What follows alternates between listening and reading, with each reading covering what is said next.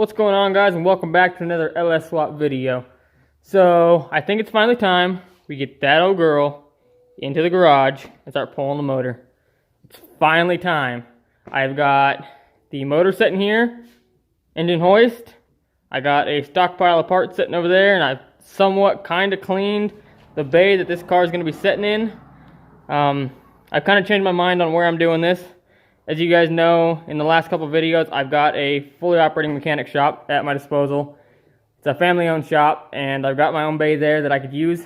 But most of you guys out there watching this are going to be doing it just like me, right here in your garage. So, figure I'd jump on board. Why not? If I absolutely have to, I can go back to the shop. But I'm going to attempt to do this swap here at the house. I've got everything here I think I'm going to need. So let's go out there, start that bad boy up, bring her in, and start the disassembly.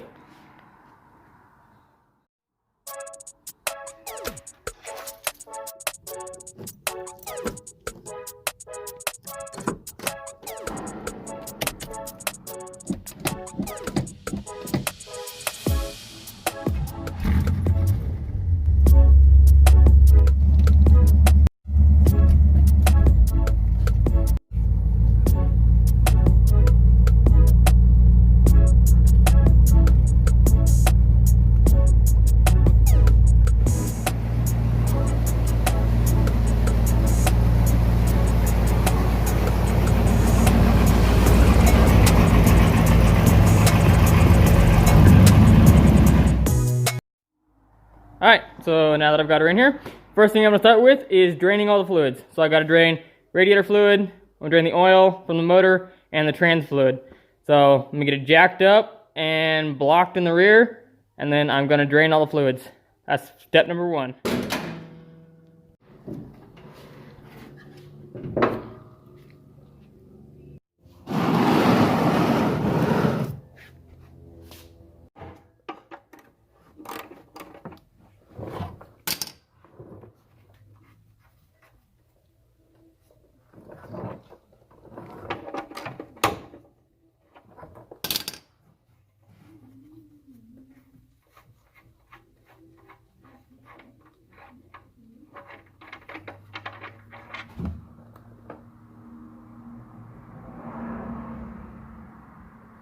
There goes the oil. Okay, so I've got all the fluids out now. I've got the radiator drained, and I've also got the radiator actually pulled out now. So the radiator's empty. I'm gonna have a little bit of coolant still left in the engine, but I'll address that whenever I get to it.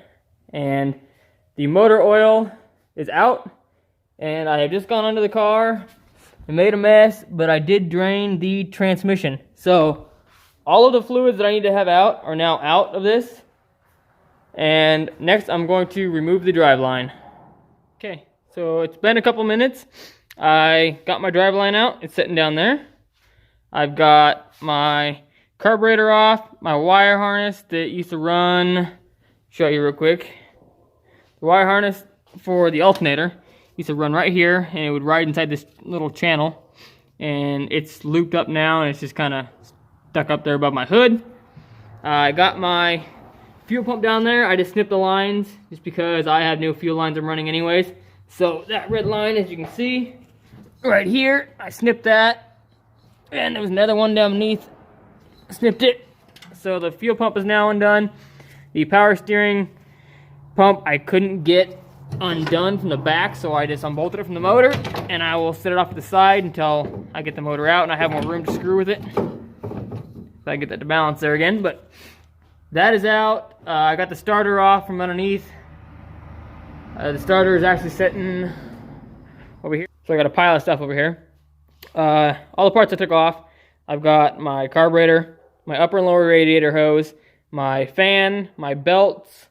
I've got my radiator mounts out. And I've got my carburetor spacer off. That was sitting underneath the carburetor. Got the starter out, coolant overflow tank out, distributor out, or distributor cap out, sorry. And all of the wires but one, I couldn't get one out. So I just took it and I just disconnected it from here and left it on the motor. Not a big deal. charcoal can is out, and my methane injection is out. So now where I'm at with the car, battery's out as well, is I've got pretty much all the stuff connected to the vehicle, between the vehicle and the engine, undone. I've got all my grounds undone.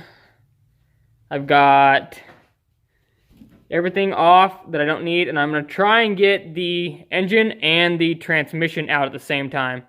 I don't know if it's going to work. I don't have a leveler that goes in the center of the intake plane. I don't have a leveler, so I'm just going to have to try it, see what I can do. But I'm going to try and get it out as a combo. The transmission is drained, and it's got no drive line on the back like I showed a second ago. The only thing holding this in now is the 2 motor mounts and the transmission mount. So I'm going to get a chain set up. I'm probably going to go from this intake bolt right there to the intake bolt on the other corner, and undo the motor mounts and the trans mount, and see if I can pull this bad boy out of here.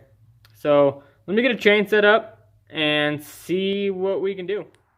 Okay guys, this is where I'm leaving off for the night.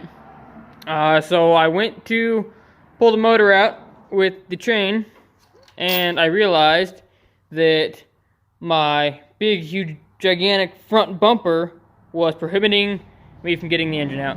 So I ended up having to pull the front grille off, the valance, the bumper, and I got to tear a whole bunch of stuff apart in the front just to get the motor out the way I want to get it out.